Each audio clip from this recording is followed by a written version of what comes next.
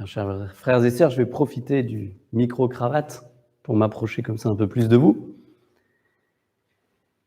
La vie chrétienne, c'est comme une Ferrari. Est-ce que ça marche? On va se mettre au normal. Voilà, comme ça, on va être sûr que ça marche. Alors, je reprends. La vie chrétienne, je disais donc, c'est comme une Ferrari.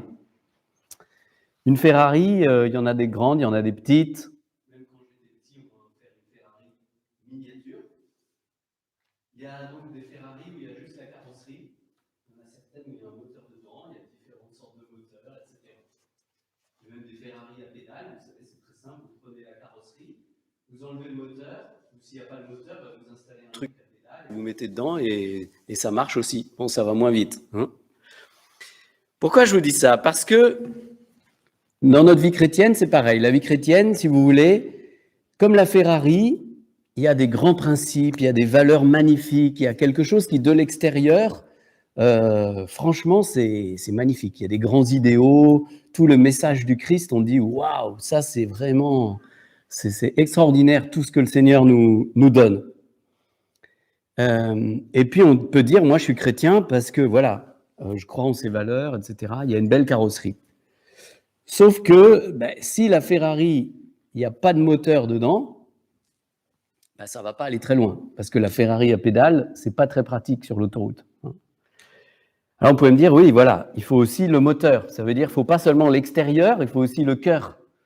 Il faut que notre cœur soit vraiment au Christ, soit imprégné par ses valeurs, par ses idéaux, et qu'on en vive vraiment.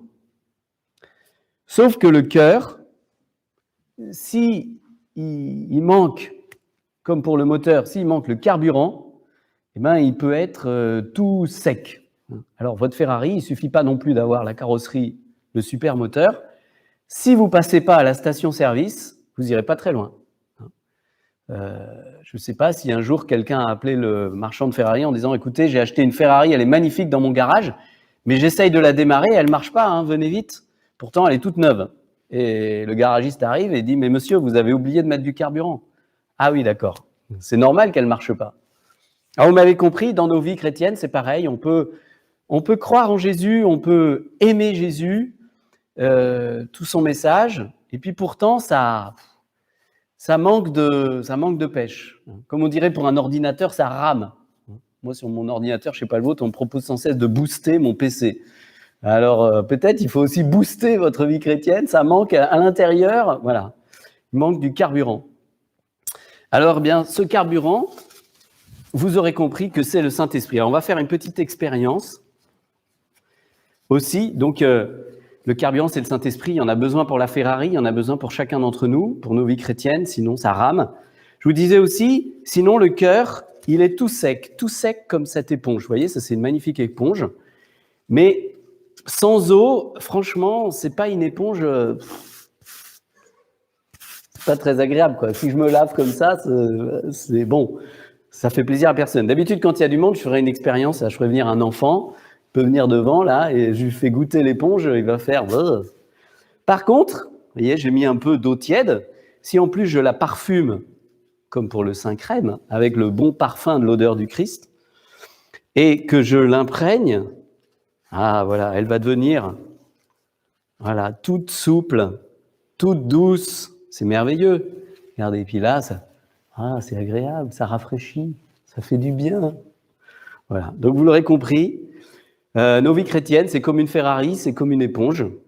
Ça peut aussi être tout sec, et on a besoin de l'eau du Saint-Esprit, de l'eau vive du Saint-Esprit. Alors, ça tombe bien puisque Jésus, dans l'évangile d'aujourd'hui, nous fait la promesse du Saint-Esprit. Il est venu pour cela. Un grand saint, Saint Seraphim de Sarov, disait que le but de la vie chrétienne, c'est l'acquisition du Saint-Esprit. C'est de recevoir le Saint-Esprit. C'est pas d'en rester seulement à des grands principes, à des valeurs, à des idéaux chrétiens qui sont déjà très bien. C'est pas simplement d'en rester, je crois en Jésus et je crois qu'il est vivant, qu'il est ressuscité, mais c'est de recevoir le Saint-Esprit, de l'acquérir, c'est-à-dire qu'il soit en nous, qu'il nous fasse vivre, qu'il nous booste, qu'il soit notre carburant de chaque jour pour mettre en pratique la parole de Jésus, pour aimer nos frères et sœurs, pour aimer comme Jésus. Et on aurait pu imaginer que Jésus meurt, ressuscite, et dise à ses apôtres, maintenant je suis ressuscité, donc je suis vainqueur de tout mal, de toute mort, donc allez, on y va, on va prendre le pouvoir, comme ils ont pensé jusqu'au bout, on va rétablir la royauté en Israël, et puis on va instaurer le royaume de Dieu, enfin un royaume de justice et de paix, avec enfin quelqu'un qui nous dirigera bien, ce sera Jésus, le bon berger. Mais Jésus n'a pas dit ça. Vous avez vu, juste avant de mourir, il dit, moi, je prierai le Père et il vous donnera un autre défenseur qui sera pour toujours avec vous. C'est-à-dire, je vais aller vers le Père et je vais vous envoyer quelqu'un d'autre. Soit dit en passant, vous voyez, ce n'est pas une force impersonnelle. Il dit bien, je vais vous envoyer, c'est quelqu'un qui sera avec vous. Ce quelqu'un, cette personne, c'est le Saint-Esprit. Jésus l'appelle le paraclet. Là, dans le texte, on a traduit par défenseur. C'est un mot grec qu'on ne sait pas très bien traduire. En fait, c'est parakletos. Alors, on a dit paraclet, mais ce n'est pas une traduction, en fait. C'est juste une transcription. Ça veut dire, littéralement, celui qui est envoyé, appelé auprès d'eux. Comme dit Jésus, il sera pour toujours avec vous. Sa mission, c'est d'être avec nous. Et Jésus dit même plus, il sera en vous, comme le carburant dans la Ferrari, comme l'eau vive dans l'éponge. Et nous sommes appelés à nous laisser comme cela imprégner du Saint-Esprit, remplir du Saint-Esprit, pour qu'il transforme nos vies. Jésus l'appelle le défenseur, parce que le paraclet, on peut aussi le traduire comme l'avocat, celui qui vient nous défendre du mal, du péché, de tout ce qui voudrait nous enfoncer, nous accuser, de toutes les tribulations, les difficultés. Et Dieu sait qu'il y en a. Dieu sait qu'on en a besoin. Quelle bonne nouvelle de savoir que Jésus ne nous laisse pas seuls. Il l'a promis, je vais vers le Père, mais je vais vous envoyer, je vais demander au Père d'envoyer sur vous le paraclet, le Saint-Esprit, un défenseur. Il sera pour toujours avec vous. Jamais il ne s'éloignera. Extraordinaire. Alors bien sûr, Jésus dit, on ne le voit pas. À l'extérieur, le monde ne le voit pas. Le monde, finalement, croit seulement en ses propres forces. Il croit ce qu'il voit, je dirais. Voilà. Moi aussi, avant que je rencontre Jésus, j'en étais là, on en est tous là d'une certaine manière. Et pourtant, Jésus nous dit, voilà, viens celui que le monde ne voit pas. Il ne peut pas le recevoir parce qu'il ne le voit pas, donc il n'y croit pas. Mais nous, il dit, vous le verrez, il sera en vous. Et vous verrez que je suis vivant aussi en recevant le Saint-Esprit. Donc le Seigneur nous invite à entrer dans ce regard de foi, dans cette perspective de foi. Au-delà des apparences, Dieu veut nous donner une force invincible, la force de son amour, le Saint-Esprit en personne, la personne du Saint-Esprit. Beaucoup mieux qu'une force ou un peu de carburant, où toutes ces images, on dit l'eau, mais le Saint-Esprit, c'est beaucoup mieux. C'est la troisième personne de la Trinité. C'est Dieu lui-même qui veut venir habiter en nous, qui veut booster nos vies chrétiennes, nous donner la force d'agir comme Jésus, face à tous les défis qui changent à chaque époque. Et nous sommes face à un défi maintenant extraordinaire. Nous fêtons les 5 ans de la promulgation de l'encyclique Laudato Si. Vous savez, nous entrons, le pape a demandé une semaine Laudato Si pour justement réfléchir comment mettre en pratique ces principes de construire un monde respectueux des plus pauvres, des plus faibles, de la vie sous toutes ses formes, de la création, dans la justice et le bien commun. Et cette crise du coronavirus est une opportunité extraordinaire pour nous dire, mais maintenant, comment voulons-nous repartir? Sur quel fondement? Et on peut se sentir complètement dépassé par une telle œuvre. Mes frères et sœurs, rassurons-nous, le Seigneur ne nous demande pas de le faire avec nos petits bras musclés. Il ne nous demande pas d'installer les pédales sur la Ferrari. Mais il veut nous donner la force du Saint-Esprit. C'est le Saint-Esprit qui veut établir ce monde nouveau. Depuis les débuts de la vie chrétienne, c'est par la force du Saint-Esprit que ses disciples, que les disciples, les apôtres, les disciples de Jésus, ont pu établir un monde nouveau, ont pu abolir, peut-être ce qui était l'esclavage, le racisme, vous voyez que des hommes et des femmes se sont levés à chaque époque dans le Saint-Esprit, dans la force du Christ, pour dire non à tout ce qui avilissait l'humanité, pour dire non à ce qui n'était pas conforme au projet de Dieu sur l'homme, la femme et la création.